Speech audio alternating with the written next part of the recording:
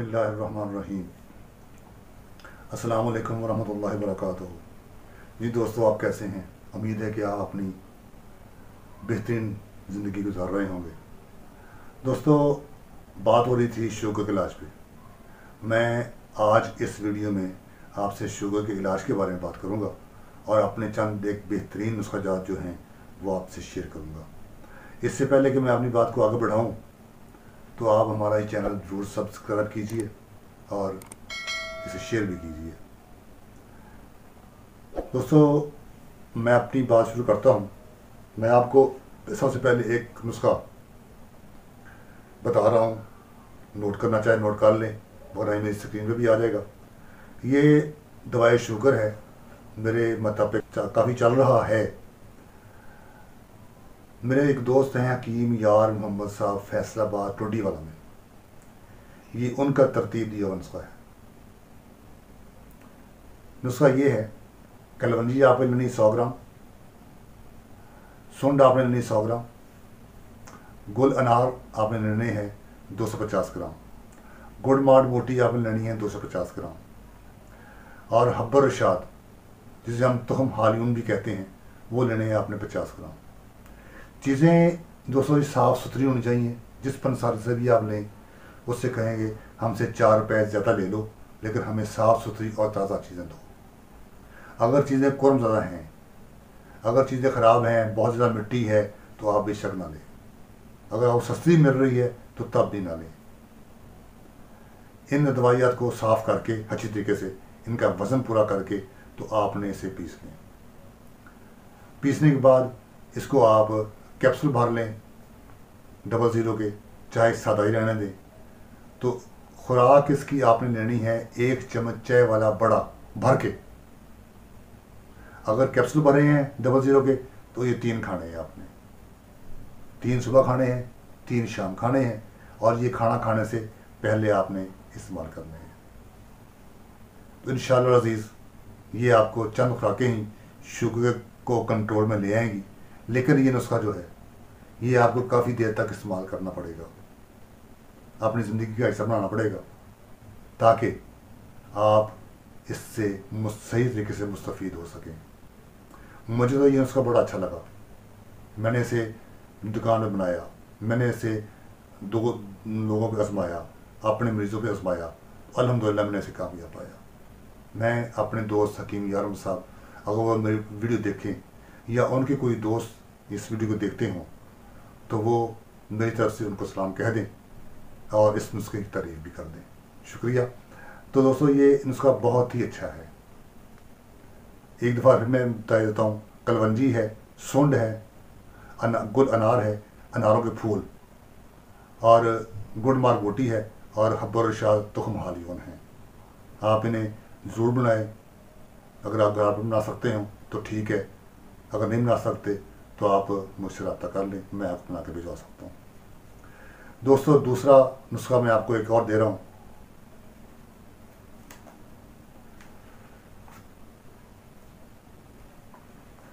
ये नुस्खा जात शुगर के मामूली हैं, देखने में बहुत मामूली हैं। तो दोस्तों, मैं ये नुस्खा जात आपको दे रहा हूँ ना, ये मेरी प्रयास के नुस्खा जात हैं जो मैं खुद इस्तेमाल करता हूँ और करवाता हूँ। कुछ नुस्खा जात ऐसे हैं जो मैं अपने मरीज़ों के कहने पे और उनकी फरमाइश पे उनको बना के देता हूँ। ये देखें, अगर मेरा कैमरा आपको सही दिखा रहा हो,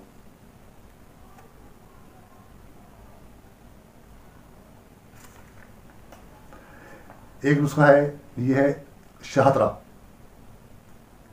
सक संबलू, तुखम सरस, खंजर यानी तुम्मा, गुड़ मार बोटी, गूंद ढाक, कलवंजी। ये आप लें और इनको मारूफ तरीके से सफूब बना लें। जैसे पहले मैंने कहा था, चीज़ साफ़ सुथरी होनी चाहिए, मिट्टी ज़्यादा कुरम ज़्यादा ना हो, साफ़ सुथरी और ताज़ा हो। तो इसकी खुराक 1 चाय वाला चम्मच सुबह निहार मुँह और शाम खाने से पहले ताज़ा पानी के साथ आप इस्तेमाल करेंगे तो ये भी चंद दिनों में शुगर का खात्मा कर देता है।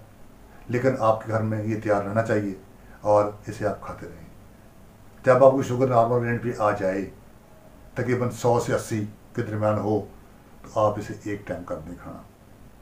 इसके साथ वर्जिश की ज़रूरत है, वो ज़रूर कीजिए, तो इंशाअल्लाह अल्लाह आपको शिफा देगा। इसी का दूसरा नुस्खा वो ये है, जैसे मैंने भिंडी का जिक्र किया था, तुखम भिंडी आपने लेनी है, भिंडी तोरी के तुखम यानी कि उनके बीज, वो आप लेंगे आधा किलो। सुख चैन के पत्ते यानी कि बरगे सुख चैन 1 किलो, बरगे नीम 1 किलो, करेले ताज़ा आधा किलो, तुखम जामुन आधा किलो। ये भी चीज़ें साफ़ सुथरी होनी चाहिए। इनको लेके आप सब्बू बना लें और 1 चम्मच चाय वाला भर के, बल्कि ज़्यादा इस्तेमाल करें, तो इंशाअल्लाह ये भी आपके शुगर को नॉर्मल करेगा, आपके खून की भी सफाई करेगा और इसके साथ साथ आपके ज़हनी तौर पे आपको बहुत ज़्यादा तरोताज़ा करेगा।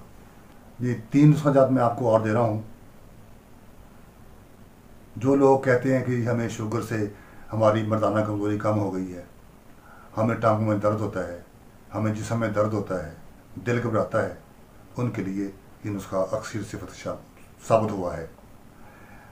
दोस्तों, गुड़ मार बूटी 2 तोला, मूसली सफ़ेद 2 तोला, मूसली स्याह 2 तोला, सालब मिस्री 2 तोला, सालब पंजा 2 तोले, कुश्ता सदफ 1 तोला, कुश्ता मरजान 1 तोला, कुश्ता फलाद जामन वाला 1 तोला, ज़ाफ़रान 3 माशे, कुश्ता मरवारीद 3 माशे, चरायता नेपाली 2 तोले, कलवंजी 2 तोले। इस वज़न से आप इसे जितना चाहें बना सकते हैं। दोस्तों, ये ना सोचिएगा कि मैं ये अपनी तरफ से लिख रहा हूँ, है नुस्खा मेरा ही, लेकिन मेरी प्याज का नुस्खा है।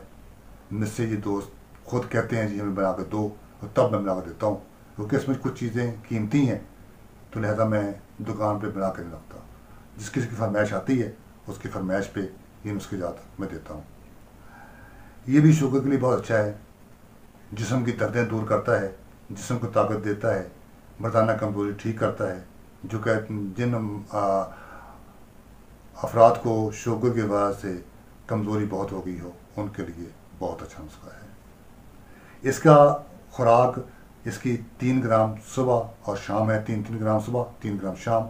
हमारा ताज़ा पानी इस्तेमाल करें, दूध भी इस्तेमाल करें। इस नुस्खे का प्रयोग भी वही है जो मैं आपको पहले बता चुका हूँ। अगला नुस्खा वो ये है,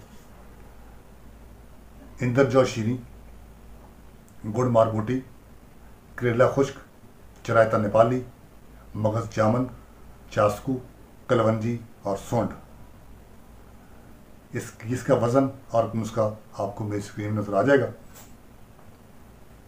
इसकी खुराक 3 ग्राम सुबह और 3 ग्राम शाम है।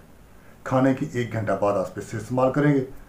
ये शुगर को भी नॉर्मल करता है, खून की सफाई करता है और जो हमारा लबलबा है उसको काम पे लगाता है कि भी काम करो।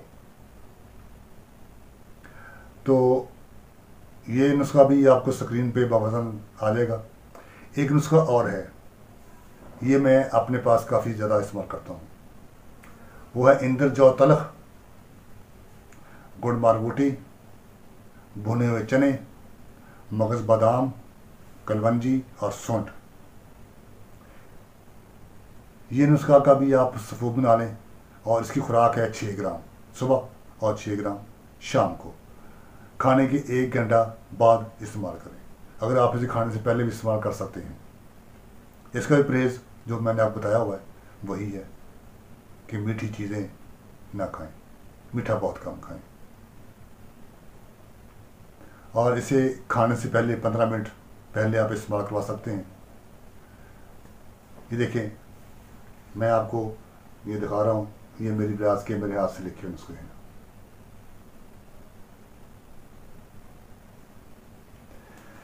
दोस्तों, ये ना सोचिएगा कि मैंने आपको ये ऐसे ही बता दिए हैं, जैसे आजकल यूट्यूब पे चल रहा है कि हर कोई हकीम बनकर बैठा हुआ है, जबकि उनके पास कुछ भी नहीं है।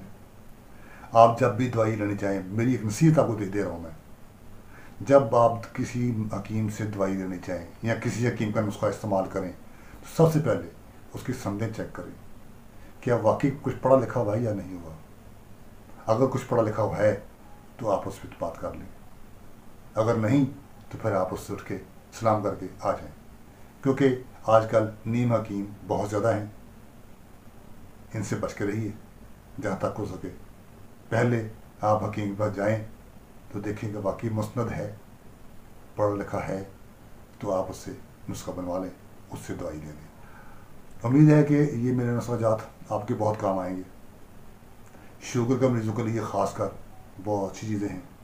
अगर आपको इसके समझ ना आए तो आप मेरे साथ फ़ोन पे बात कर सकते हैं, मैं आपको नुस्खाजात खुद फ़ोन पे लिखवा भी सकता हूँ। तो दोस्तों, इससे पहले कि मैं आपसे इजाज़त लूँ तो आप मेरा ये चैनल ज़रूर सब्सक्राइब कीजिए और इसे शेयर भी कीजिए, किसी और का भला हो जाएगा इंशाअल्लाह। आप इजाज़त, मुलाकात होगी अगली वीडियो में। अस्सलामु अलैकुम वरहमतुल्लाहि वबरकातुहू।